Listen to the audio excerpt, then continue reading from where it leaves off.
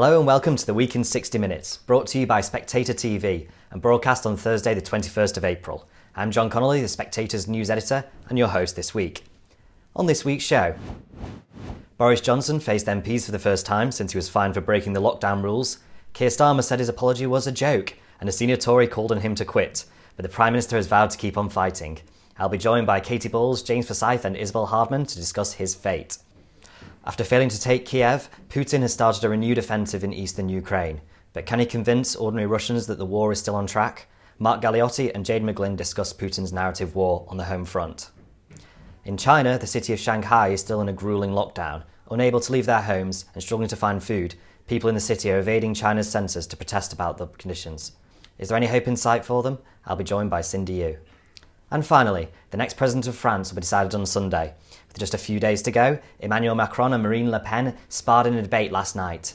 Who won the clash? I'll speak to Freddy Gray and Jonathan Miller. Before we get going, a quick reminder to subscribe to The Spectator. You can get 12 issues of the magazine for just £12, and we'll even give you a free £20 Amazon voucher too. You can find the offer at spectator.co.uk/TV offer.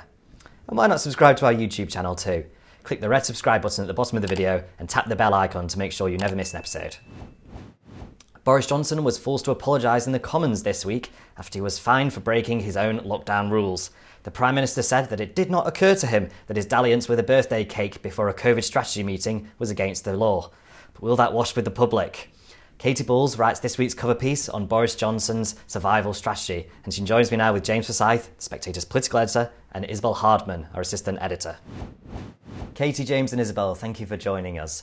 Now, Katy, you write in this week's magazine about Boris Johnson fighting on. He's had a tough week again. How did you do this week?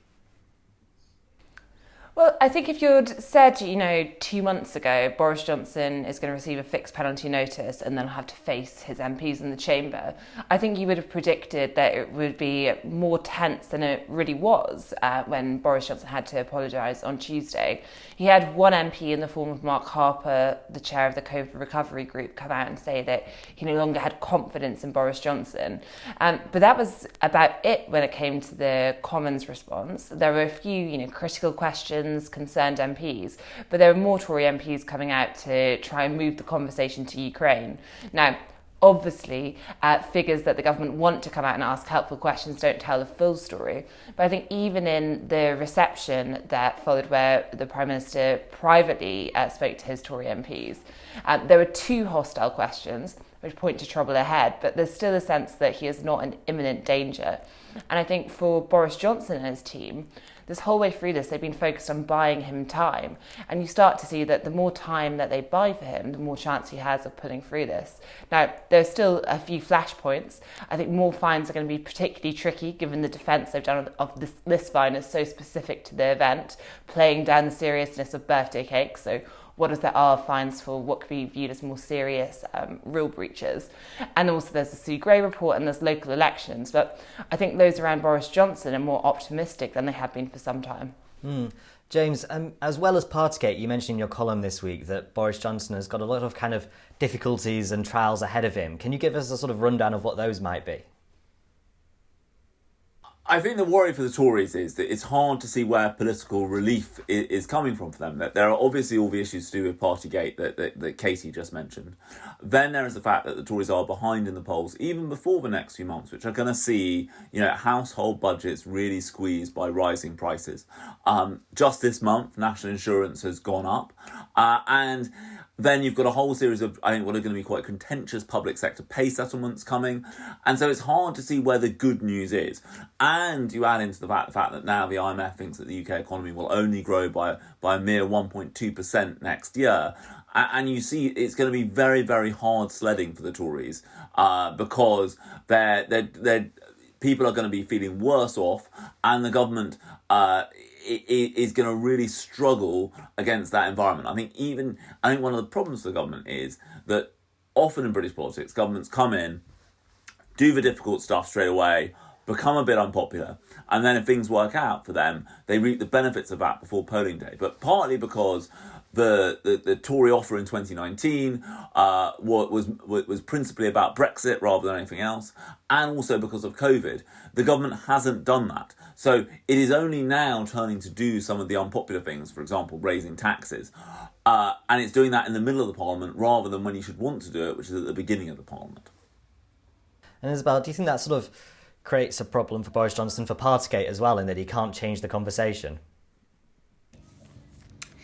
It does, yes. I mean, he's been saying and was saying repeatedly this week at Prime Minister's Questions and in his statement where he tried to very quickly address his Partygate fines before moving on to talking about Ukraine, that he thought it was important for him to be allowed to get on with the job, and that his sense of regret at receiving that fine had made him even more determined to deliver for the British people. But as James says, well, I mean, what is that delivery actually going to look like? Because if you've got voters who've trusted the Conservatives largely because they think they're the best at handling the economy, get to the next election and they've been through a number of years of really struggling to balance their household budgets, feeling like their money is just disappearing much more quickly because their energy bills have been going up, their pay hasn't been keeping pace. What will they have to thank the Conservatives for that will enable them to forgive the Prime Minister for his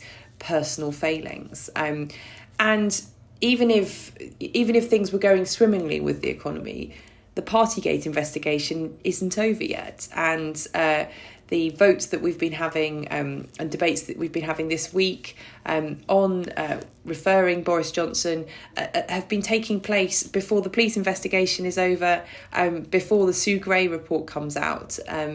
And so there are many, many more points where the Prime Minister could come under much greater pressure than he has over this particular fine that he received. And Katie, it's been sort of said that Boris Johnson has been helped by the fact that there's no real viable candidate to replace him at this stage. How much do you think that sort of still stands with the Tory party, and is that going to carry on being the case, do you think, or are other challenges going to emerge at some point? Well, I think it is a big factor in this. As Isabel just explained, there's not much really to point to at the moment in terms of things to say that voters should be positive about when you look at the cost of living crisis. But ultimately, Tory MPs are looking around and they're seeing the political pain that Partygate is still causing them, which they do blame Boris Johnson for. But the fact they're just not sure what replacement is better means that many are just going to stay with him, perhaps begrudgingly, but for the time being until something comes along. And I think the fact that Rishi Sunak's popularity has plummeted and MPs are questioning how committed he is to politics means that he is not currently seen as someone who is ready for an immediate contest. I don't think colleagues have written him off completely in the coming years, but I think a contest this year, as one former minister said to me, it'd be tricky for him, the Chancellor to run in. And then you get to the other candidates. You have figures such as Sajid Javid, who has come out and said that he used to have non-dom status after the non-dom riot involving Rishi Sunak's wife. And I think that means people are like, oh, well, he looked like a safe option. And now actually you can see how that could have more pressure, more scrutiny if he had a different position. And I think just looking across the various candidates, it is just adding to the sense that almost, better the devil you know. And James, you mentioned in your piece that Boris Johnson likes to govern as an optimist. Do you think that's possible now, or do you think he's going to be too slammed by the cost of living crisis to do that and sort of salvage his premiership? No, I think this is one of the things that is difficult. Boris Johnson is inherently a kind of good time politician. He tells everyone that things are getting better all the time. That is his natural MO. I mean, I think that's why he was never happier than being Mayor of London during the 2012 Olympics. You're in a very, very different world now. And having dealt with COVID, you are now into a world where you are telling people constantly, you're having to kind of reassure people that this squeeze on their living standards isn't going to go on forever. And I think if you strike a very optimistic note right now, it could really jar with people's lived experience. And I think that is a big challenge for him. And I think the other problem for the government is that there is still this fundamental question, which is, what is the government for? now that it has, in inverted commas, got Brexit done. And I think, the government have talked about kind of levelling up, has at times been cited as the thing the government is going to do. But, even after the levelling up white paper and all of this, I think there is still a lack of meat on that bone. It is still hard to say levelling up means these three things which the government is currently doing.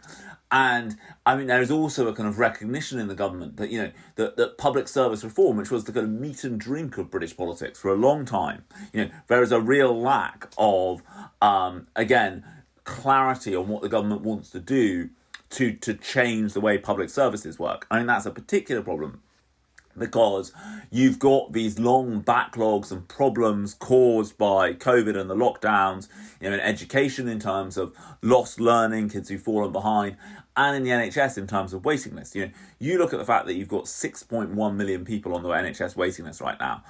That is a major political problem for any government, let alone a Tory one.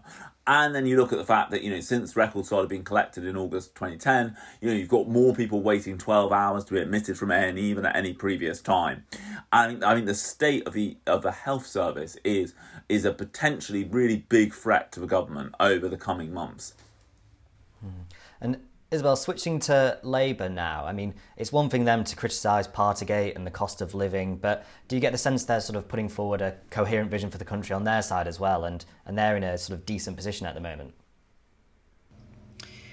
I think they're in a decent position in terms of being able to prosecute Boris Johnson's failings, generally. But, as you say, what they are lacking is any evidence at the moment to give to the electorate that they are the party to rush to. And this is partly because of the theory that, oppositions don't win elections, governments lose them. And it's also partly just because of the way in which Keir Starmer's leadership started in the middle of COVID. And so that crisis has really sort of overtaken the normal processes of party policy making. Perhaps to his credit, perhaps to his detriment, Ed Miliband was much further along with making policy announcements at this stage, and it may well be that actually that didn't help him in the end, because he still wasn't able to overcome his major weaknesses in the eyes of voters, particularly on the economy, and it didn't really matter what Tristram Hunt, his shadow school secretary, thought and that sort of thing. And so when you talk to those around Keir Starmer, their argument is, look, people were doubtful when we started with this sleaze attack and with these attacks on Boris Johnson's character at the start of Keir Starmer's leadership. And now look where we've got to. So just, people need to hang tight a bit longer. But I think this is the year where the nerves, not just from backbenchers, but actually from frontbenchers who want a little bit more to say, will come to the fore. We saw that, I think, this week with Priti Patel versus Yvette Cooper on the government's Rwanda asylum policy, where Cooper made some entirely justifiable criticisms of that policy, which were echoed by Theresa May, who's not exactly famous for being a open borders former Home Secretary herself. But Patel's rejoinder to this and all other critics was, well, they haven't come up with any alternatives. Now, that doesn't mean that the Rwanda asylum policy is the thing, because no one else has come up with a decent alternative. But I think it does show one of the weaknesses that Labour has, is that they do tend to default on pretty much everything to saying that they would introduce a windfall tax, regardless of whether it's particularly relevant to, immigration or whatever. And Katie, in your piece, you talk a bit about reorganisation in Number 10. How happy a ship is it at the sort of centre of government at the moment, and how is this affecting sort of Boris Johnson? I think it depends how broad we're talking. I mean, I think there's a tighter team now. So you have Johnson's new inner circle. And I think if you're looking at their inner circle, figures such as Steve Barclay, an MP who's now Chief of Staff as well, Andrew Griffiths, an MP who's now Head of Policy, you have Agutu Harry in charge of communication, you have David Canzini, who's a Crosby ally, and has made it, I think, a much more political stance, and SPADs definitely feel when they go to meetings, they get more direction. But then I think you also have some members who've been with Boris Johnson for a longer period, who feel as though they're not consulted as much or brought into meetings.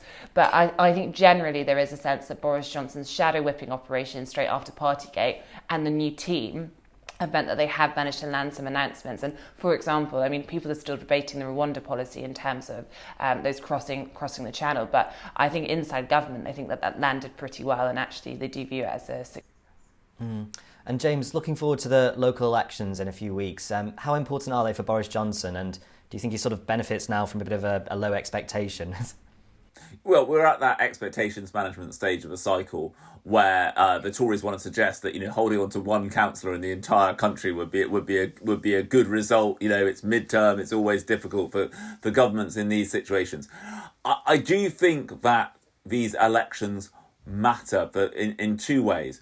One is that, Tory MPs don't want to do anything to rock the boat while they've got council candidates in the field. I think that's in part why the reaction to Boris Johnson being fined has been relatively muted. The second thing is that Boris Johnson's relationship with his MPs is fundamentally a transactional one.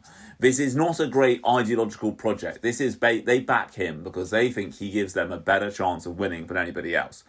If you get a series of election results, whether it be the local election results and the Wakefield by-election, the opinion polls nationally, if that sense goes, then I think Boris Johnson is in a much more vulnerable position. But I think I think that this is why the kind of public opinion matters so much in terms of what Tory MPs think of Boris Johnson, because the reason they backed him in the first place was because they thought he was a winner. Thank you, James. Thank you, Katie, and thank you, Isabel. Putin has had to refocus the war in Ukraine after a disastrous start to the campaign. After initially hoping to take the capital of Kiev and install a puppet government there, the Russian leader has now had to temper his expectations and is now looking to annex the Donbass region in Ukraine's east. Jade McGlynn from the University of Oxford writes in this week's magazine that ordinary Russian support for the war is only going to increase, though, the longer the conflict goes on. Jade joins me now alongside Mark Galeotti, Director of Mayak Intelligence. Jade, Mark, thank you for joining us on Spectator TV. Now, Jade, to start us off, you write in the magazine this week about support for the war in Russia and how it might actually be increasing. Can you explain a bit why?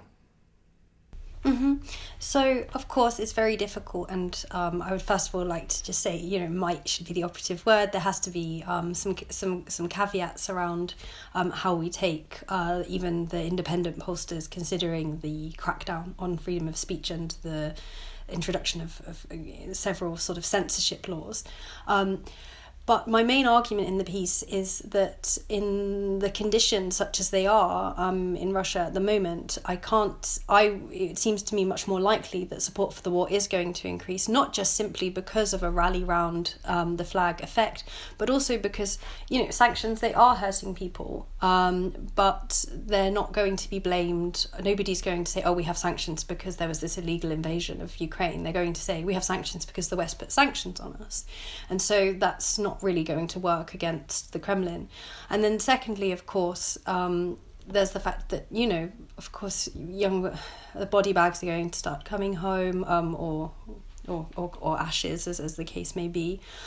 And people are not necessarily going to react to that by being angry with the Kremlin. I mean, if you had a son and your son was conscripted into the army and he died fighting in Ukraine, you are not going to want to believe that your son died as just sort of a pawn in an evil war, or even worse, as an active participant in war crimes, in terrible crimes, and then he was sort of just abandoned.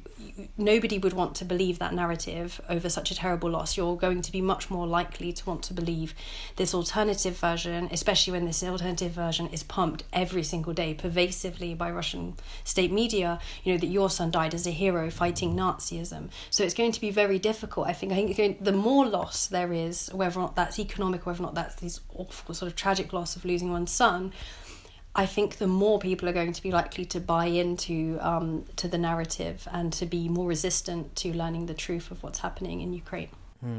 And speaking of that narrative, Mark, the offensive in the Donbass, or the war is going to intensify around the Donbass now.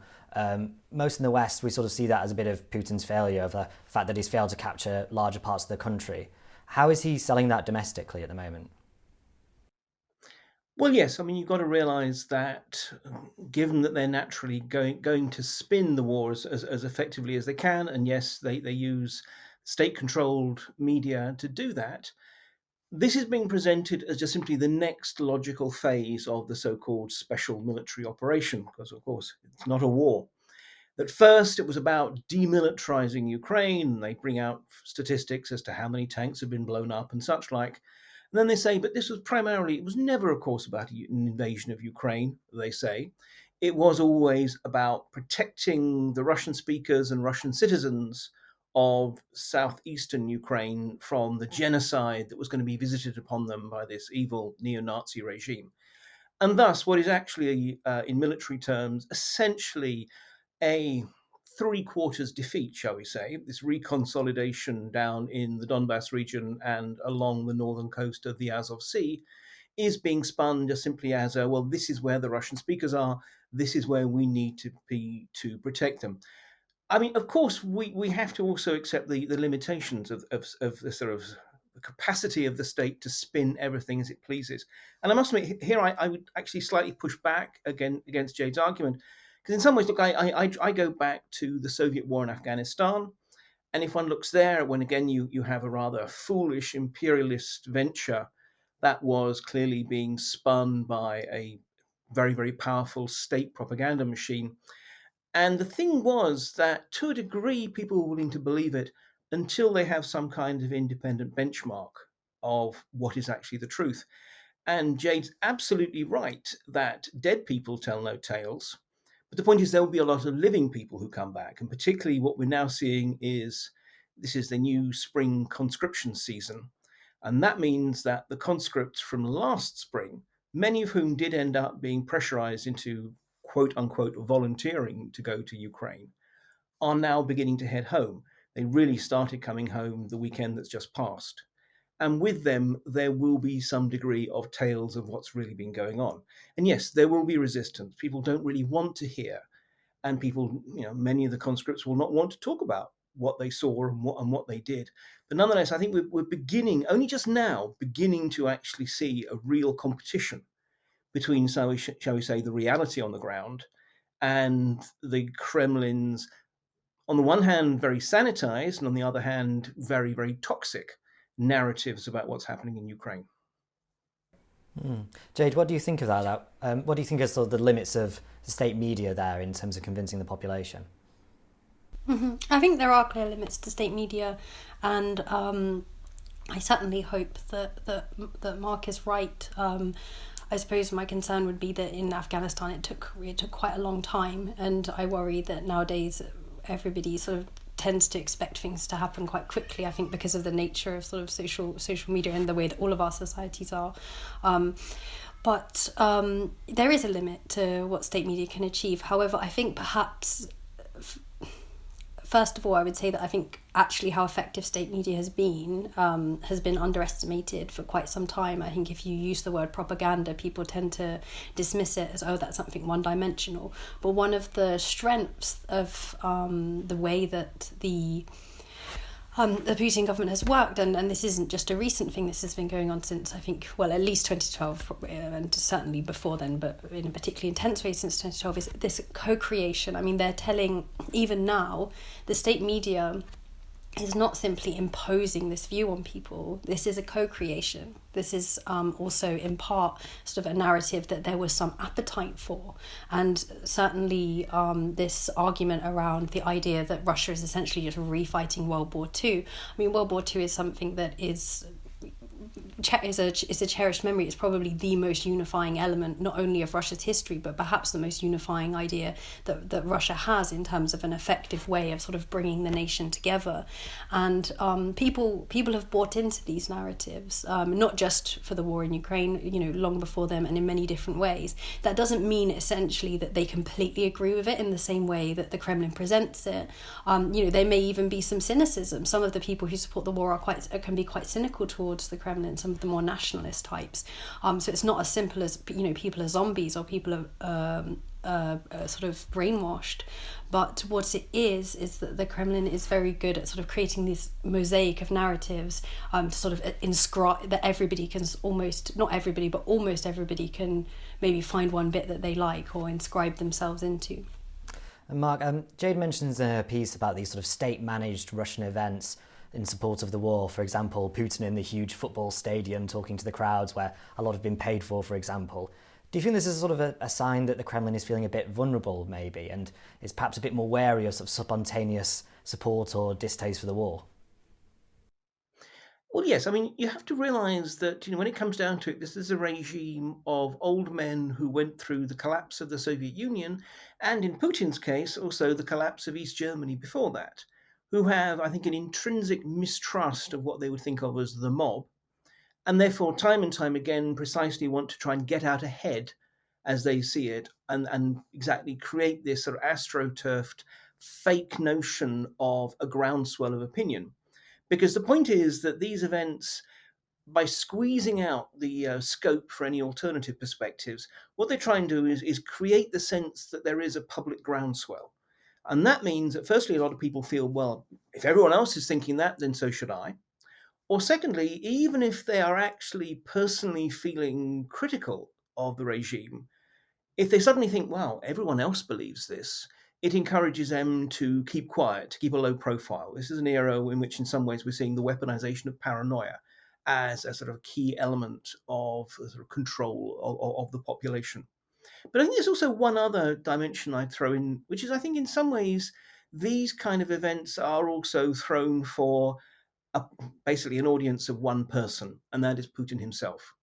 That this is actually an apparat, a collection of officials who want to please the boss. And part of that is precisely by giving him these 75% fake, maybe. But anyway, these are sort of apparent expressions of public support and people shouting and people chanting and people waving the right flags, makes him feel happy. And this is one of the almost dangerous elements, I would say, of the current situation, is that it creates this cocoon in which Putin may well be unaware of the very real complexities of how Russians are looking at their current situation. And he just thinks, well, everyone's behind me. So it's a mix. It's in part, to a large extent, it's about exactly managing public opinion and trying to create this sense of a groundswell of support, just as we see with the sort of now infamous Z symbol, that although entirely meaningless, it's not even a letter in the Russian alphabet like that.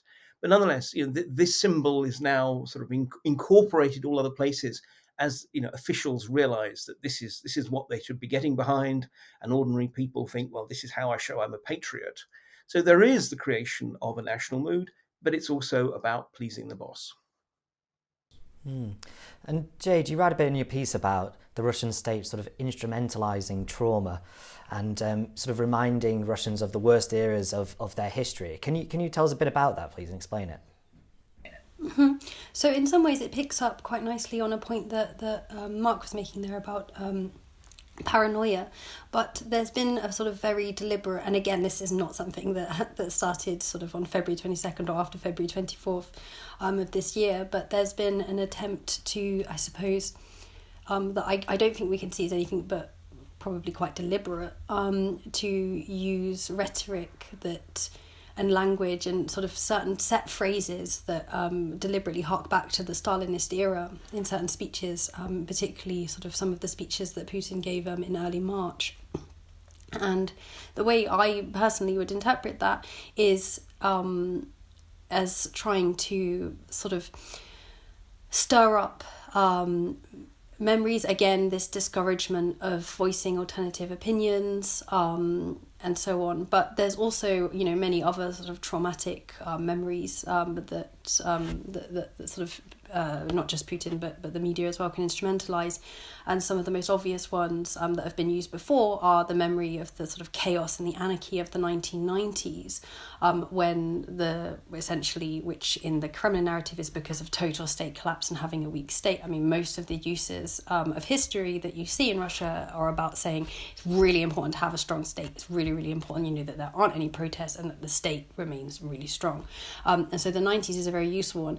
I mean, to a certain extent, we haven't been seeing that one as much as we did in 2014 for obvious reasons, which is because of the state of the economy is such that it's very easy to make comparisons with the 1990s that perhaps do not leave Putin and his government in such a positive light.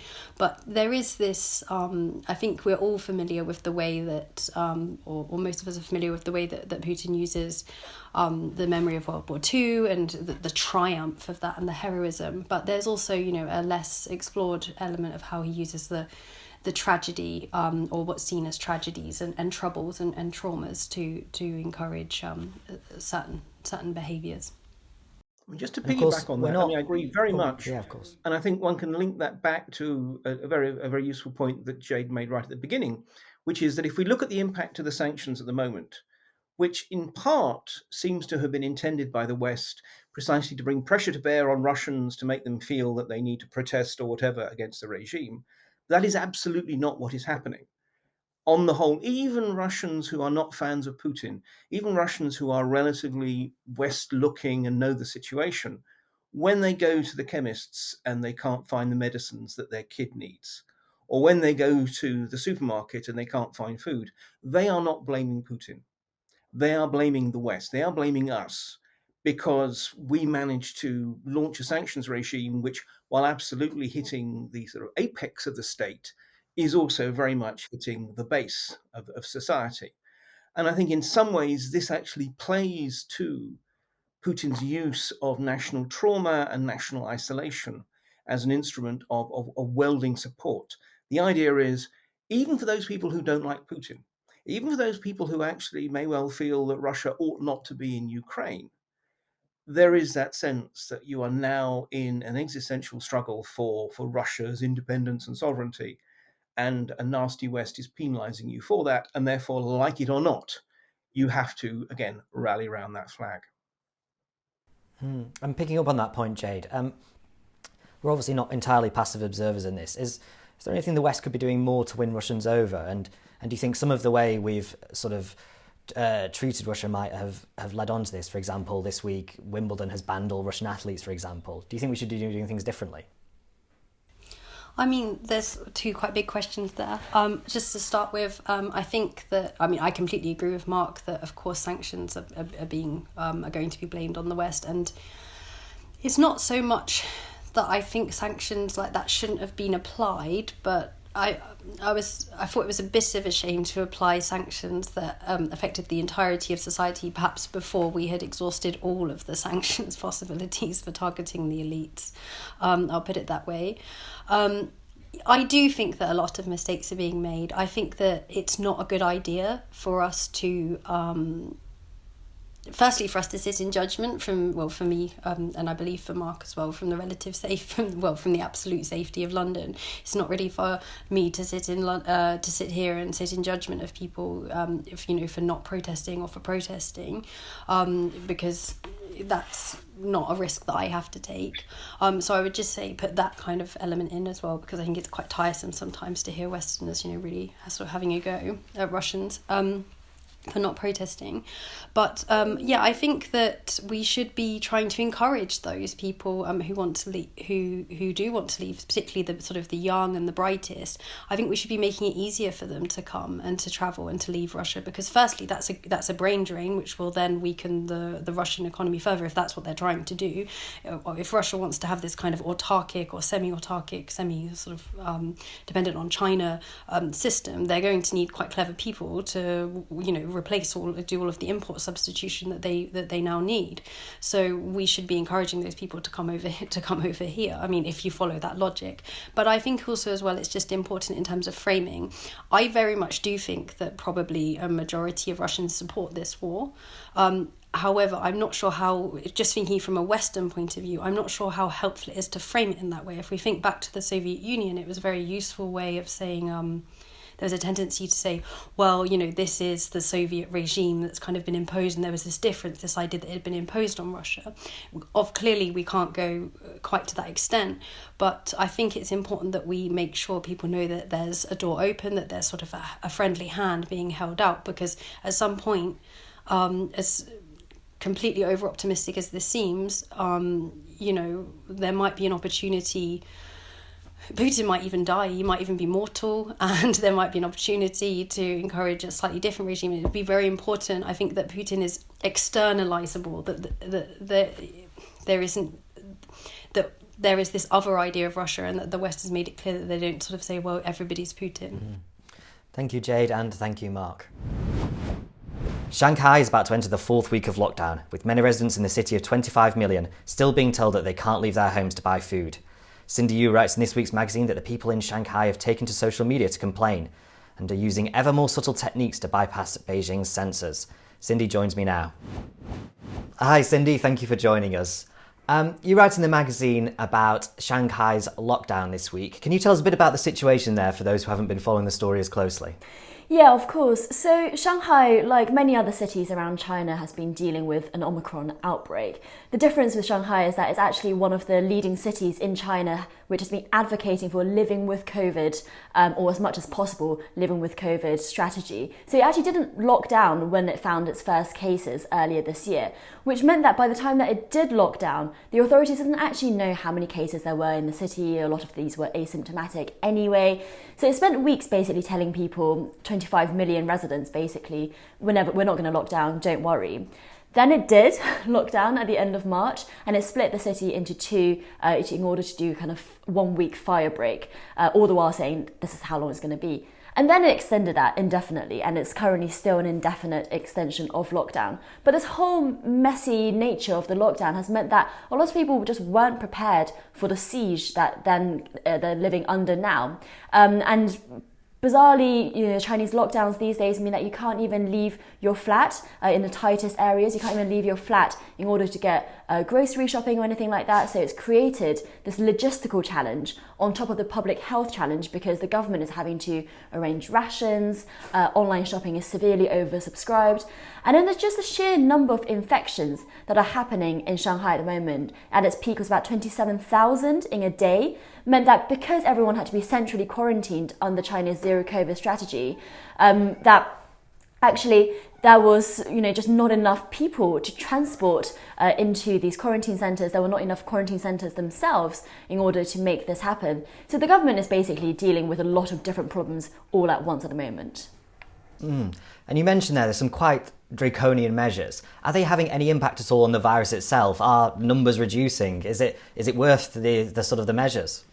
Yeah, the numbers are reducing. So at its peak last week, it was about 27,000 a day, but right now it's a bit under 20,000. So we do see it coming down, but the government is trying to get zero COVID to happen by the end of April at the latest, and that's just not looking very good at all. It's a very ambitious target.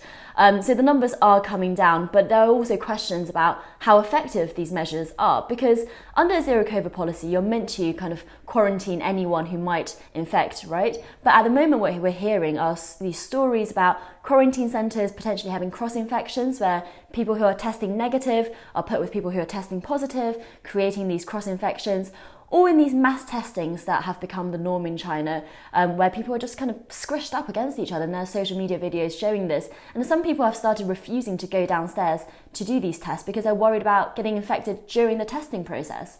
So there are all these questions where, just the sheer scale of infections is something that China hasn't seen before, and they're struggling under it. And can you tell us a little bit about these sort of complaints we're seeing on social media and the kind of things people are sharing about their treatment in Shanghai?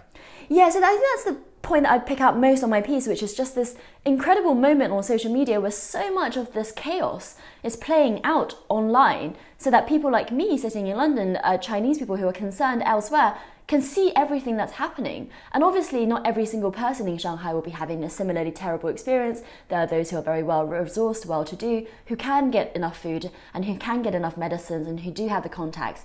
So I'm not saying that every single person of those 25 million in Shanghai are struggling, but a lot of people are. And they're going to social media, posting phone call recordings of themselves, talking to the authorities, posting videos of potentially arguments with the police, similar things like that, bad treatment at quarantine centres. They're posting blogs about people running out of food, people running out of medicine. And all of this it's just providing too much for China's censors to deal with. So during the time that we're having these health workers dealing with the Omicron outbreak, we're also having China's infamous censors dealing with a social media outbreak. And they're struggling. They're really struggling because the volume of grievances is just something that they can't keep up with. And there was this really intriguing moment on April 13th between the hours of midnight and 4 a.m. where it just seemed like the censors kind of clocked off for a bit, and people were complaining about the Chinese government, but under the guise of criticizing America. So maybe that's why it didn't trigger any warnings with the AI that's used to scour social media. But there was just this hours of just completely unfiltered deluge of criticism, and it was a really heartening moment to see because, and I quote, this one post in my article saying, "This is the real voice of the people. Commemorate tonight. At least I know that we are still awake. Though we travel in the darkness alone, there will be a day when we have the force of a prairie fire." Because people on social media don't normally see this kind of negative news. But, they're finding it heartening that the censors are struggling to keep up because they can see that there are other people struggling. And also a point that I make in my piece is that the authorities also respond to social media. So if you make a complaint on social media, even if it's deleted, someone somewhere has seen that. And we have seen evidence of the government basically backtracking or U-turning because of a social media backlash. So for example, one of the early things that the Shanghai authorities did was splitting parents and children when they were going into quarantine. So if the child was testing positive and the parent didn't, the child would have to go into quarantine by themselves, even if it was, a baby or a toddler. And that caused a massive internet backlash. And Shanghai authorities have now backtracked on that. So people know the power of social media. It's not just cathartic, it's also effective for essentially people who don't get to go to the polling stations. And the authorities are actually afraid of being humiliated or causing instability that start from social media. And so they try to, placate people, and they try to resolve these issues once they go viral. And do you get the sense that this is triggering outrage on a sort of more national scale outside of Shanghai? It's really hard to know, but for sure, not every single critic online at the moment are people in Shanghai. There will be people who are, complaining about the inhumanity of the lockdown, not necessarily being lockdown skeptic completely, but just the extent and the inhuman nature that, some of these policies, for example, splitting parents and children, have been carried out are. But there are also people who are taking this as a sign of, the arbitrary power of the Chinese government and criticizing that. And those are not necessarily people in Shanghai, but people who are watching Shanghai. And, I think it's interesting reporting on this lockdown throughout the last few weeks. There was a lot of schadenfreude, I think, from Western readers and observers. China's now dealing with its own pandemic. But actually, for Chinese people and, for people, I'm Chinese as well, it's actually very concerning. It's a doom-scrolling moment where you can't tear yourself away from social media because there are so many concerning stories. It's not funny at all, actually. And so a lot of people in China are concerned that A, this is happening in a city, the most economically developed city in the country, and that B, it might happen to them later on as well if something similar, a similar outbreak happens. So it's really concerning, and I think some people do draw political conclusions from that. I don't think this is going to go anywhere, though. Before people wonder if this is going to be the downfall of Xi Jinping or the Chinese Communist Party, I don't think it will go that far, because once they get this under control, Chinese people can tend to have short public memories, and they don't then carry that through. And you mentioned in your piece as well about people trying to get around the censorship regime. Can you tell us a bit about the sort of the methods they're using to sort of escape the sort of the hand of the censor?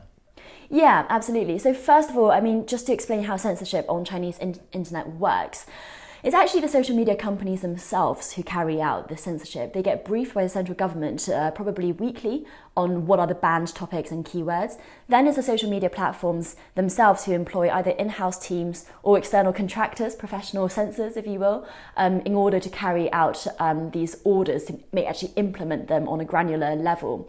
So that can be manual, millennials, for example, who are apolitical themselves, but actually know far more about the darkest moments of Chinese history than your average Chinese person, because they have to be able to censor that. They're helped also by artificial intelligence, bots essentially, who that search for keywords, also scour pictures for embedded text in case screenshots are a way to get around that. And so people get around it by avoiding keywords. So instead of sensitive words like 政府, which means government in China, people just write ZF because that's the first letter of each of those syllables to refer to the government, and that seems to get around that. People post pictures upside down in order to get past the AI analysis of pictures. And there are also memes which refer to things to people in the know. So for a time, a picture of an empty chair was banned on Chinese social media when the census caught up, because users had started using an empty chair to signify the late dissident Liu Xiaobo, who received his Nobel Peace Prize in absentia, so the empty chair. And so all of these ways people have of getting around things, and then also reposting. So you've got this fascinating environment where the Chinese people know that they are being censored. They talk about the censors openly, and they also talk about the methods of getting around the censors openly. So I read one blog complaining about the poster's neighbour who had died of an asthma attack because he wasn't seen at hospital fast enough because of the lockdown. And at the end, he wrote something like, please, if you see this, do not tag the government in it, do not tag any state media in it, but copy and paste, repost, because they can take one thing down, but they can't take all of us down. So, you know, it's this dystopian world where people know that they're being censored and are trying to find all of these ways around it, and a lot of the time succeeding. So it's a cat and mouse game, basically. And you mentioned about lockdowns potentially spreading to other cities. Do you think the criticism the government is receiving now is making that less likely, or do you think they're going to plough on regardless with sort of the zero COVID strategy if it does spread elsewhere? So I think even zero COVID has degrees, because China has done zero COVID from the beginning, from January 2020. But what is bizarre about the Shanghai lockdown is just how severe it is, because not only are people locked down and people contact trace and centrally quarantined, something new has happened in Chinese lockdowns, which is that those in the strictest tier in lockdown in Shanghai can't leave their flats even to buy food. And I think that has caused a lot of the problems for people locked down, because at the beginning, you could get these permits for household, you could go out to do family shopping every other day. I'm not sure why they have stopped doing that. And the city of Xi'an over Christmas, when it was locking down because of Omicron, was the first to pioneer this strategy. And that was the first we saw government rations being sent out. But now Shanghai has copied it. But it's not the case for lockdowns across China. So I don't understand why it is that the Shanghai authorities themselves have gone for this extreme version. And they have been criticised and compared to other cities like Shenzhen, which have had much more humane lockdowns. Pets have been able to be quarantined with their owners, children with their parents. It's confusing, it's baffling actually why Shanghai has gone for this extremism. And there's conspiracy theories in China at the moment that because Shanghai was one of these cities advocating for living with COVID from the beginning, that there is this notion that they need to be made to suffer because they refused the lockdown. Now they need to be shown that that method was wrong, and so they need to be suffering more. That is a conspiracy theory, but that is what a lot of Chinese people are wondering. Well, how did it come to this for the best city in China? So it is confusing.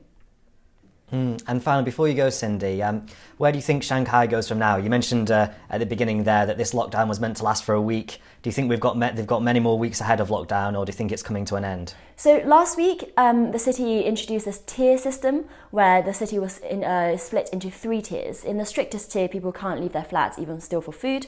Then there's a middle tier where you can, leave your front door and just walk around in your residential compound. And then the most relaxed tier is where you can go to other relaxed tier neighborhoods. So that's relative freedom, I think, for the Shanghainese at the moment. But it does show that the authorities are seeing that they've gone through the emergency level of the lockdown now. The government has given them a target of actually meeting this week zero COVID. And the reason they can kind of come up with a goal like that, even though we've got 20,000 daily infections, is because they actually count asymptomatic and symptomatic infections differently. So in the official numbers, they only count a symptomatic infection as the actual infection. Of course, in Western reporting, we add on the asymptomatic infection because that is, more reliable. So it could be that by the end of this week, symptomatic infections have gone to zero, even if asymptomatic ones are still around. But Shanghai is hoping to shake this off by the end of the month, really, and I just don't know if it will manage to do that. The government certainly is throwing all sorts of resources at it, and there was talk before of the Shanghai Party Secretary getting a promotion before all of this happened, but I just don't think that's going to happen now. Brilliant. Thank you, Cindy. And finally, with the second round of the French election on Sunday, Emmanuel Macron and Marine Le Pen faced off last night in a televised debate. Who won the clash and what's going to happen on Sunday? I'm joined now by Freddy Gray, the Spectator's deputy editor, and Spectator contributor Jonathan Miller. Thank you, Jonathan, and thank you, Freddy, for joining us. Now, Macron and Le Pen faced off in the TV debates last night. Jonathan, how do you think they did? Well, I think most people scored Macron the technical winner. I sort of scored Marion the winner on the more emotional level of speaking a language that connected with people. I think the expectations of Marine Le Pen were quite low, because in 2017, 5 years ago, the first time we had this rodeo, she was really crushed by Macron. She was not a master of the detail. He was. This time around, he sparred with her, he jabbed at her, but he never really landed a crushing blow. And her mere survival kind of makes her a winner. So I would say narrowly it was a victory for Marine Le Pen, simply because she didn't lose or wasn't humiliated. Mm. And Freddie, what did you make of the debate? How do you think Le Pen did? Was it sort of enough to survive or keep her in the running? I think there was no winner, really. And I think for a TV debate to really matter, they often actually don't. I think for a TV debate to matter, there has to be a disaster for someone. There was a disaster for Le Pen in 2017. There wasn't really a disaster last night. Macron, I think Jonathan may be right that Le Pen sort of just about got the better of him, but he didn't have a major balls up, and that's all he needed to avoid. I do think, though, I want to do a shout out to the sign language translator for Macron, who managed to convey his incredible arrogance through his hands. That was the star of the evening for me. I mean, Jonathan, I think Macron was trying to sort of steer away from the arrogant line. Do you think he managed it at all this time, or he came across as a bit disingenuous? Well, he is a very narcissistic personality who is always convinced of his own intellectual superiority and grasp of the actualité. I think he probably was told by his team to try to tone that down. He has great difficulty in doing so, however. A leopard cannot change its spots, and he was quite patronizing, quite lectury at times. Marine isn't a great spontaneous debater. She's not mentally very agile. She's not a plonk. She mastered her brief. Her responses to him were tempered. She was disciplined throughout. If he looked, at times like, the rat in heat, she was kind of the nation's grandma, I suppose, and somewhat more reassuring. Actually, the dirty secret is it's a choice that doesn't really appeal to the great mass of French people who voted for neither one of them overwhelmingly in the first tour. This is what they're left with. So the decision is going to be, who is the least bad among them. And my guess is probably this debate will leave Macron in his leading position, much less leading than last time when he, won 66 to 34% of the vote. But he doesn't need that. 55 to 45 will do. But, even when he's won, it does nothing really to resolve the fundamental problems that afflict France, which are, if anything, are getting worse with the cost of living crisis, and war on, European soil, and French cities in turmoil, and a potential refugee crisis, a potential cost of living crisis, a potential inflation crisis, an international relations crisis, all simultaneously converging and so to win this election is not, that you're going to have a quiet life. I mean, Freddie, since the first round, it's been kind of said that Marine Le Pen needs to pick up voters either from the left or are a bit more apathetic this time. Do you get any sense that she's managing to do that at all, or has she kind of hit her plateau now, maybe? Well, she does seem to be performing better in the polls with women and young people, but the latest polls suggest she has sort of reached a plateau of some sort, and there doesn't seem to be any evidence that she's going to be able to win on Sunday. Of course, I could well be way off, because there could be a strong shy Le Pen vote because of Macron's immense unpopularity. But set against that, I think there is a cost of living crisis, which Le Pen has spoken about quite a lot. But Macron talks quite a good game on the economy still, and it's sort of amazing that he gets away with it, but he does. And his grasp of the detail last night in the debate showed that he's much more competent at sort of presenting the idea of someone who's in charge. I don't think there's. I think Freddie's made the point that a debate in which nobody is a decisive winner is not a debate that is likely to be decisive in terms of the election that follows. And this time too, we saw no particularly decisive winner. We saw Macron didn't fail to put his opponent on the floor. She talked through his jabbings, his probings, and so I don't think the final election result will be particularly affected. I don't think at the moment I detect huge momentum for her. There's not a lot of time left. It's the afternoon after the night before here in France, so it's the afternoon, and the polls open at 8 a.m. on Sunday. I think the result is baked in. Most of the people I talk to expect Macron to win. Very, very few of the people I talk to are happy with that. And Freddie, what do you think Macron's strategy is at this stage now? Is it to hold the line, or do you think he's got a sort of bit of a temptation to try and move to the right slightly to counteract Le Pen? Well, he can't stop himself from ostentation, so I think there'll probably be another ridiculous photo shoot that will go viral. He seems to almost be doing those deliberately. And I think he wants to convey immense confidence, and he's pretty good at doing that. It doesn't matter how much you dislike him as a person. He is a pretty brilliant campaigner. I think we just have to admit that that's true.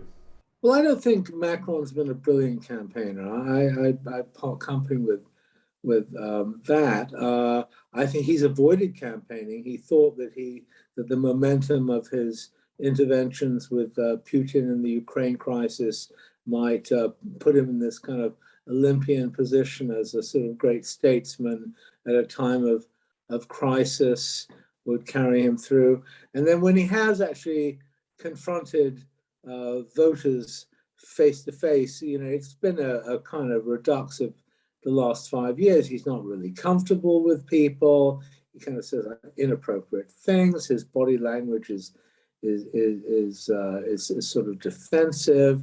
He's much more comfortable in a kind of professorial, imperious role, preaching at people. So I think his campaign has been, quite ordinary so far. I think even on the level of social media, Marine has shown more agility, a crispness that the Macron messaging has kind of lacked. So I don't rate his campaign.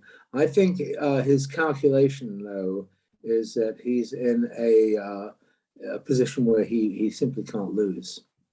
I think I agree with that, John. I think though there is an extent to which French voters aren't really put off by arrogance, perhaps in the way we might expect, or even British or even American voters aren't necessarily put off by arrogance. I think JFK said, the presidency is not a normal ambition.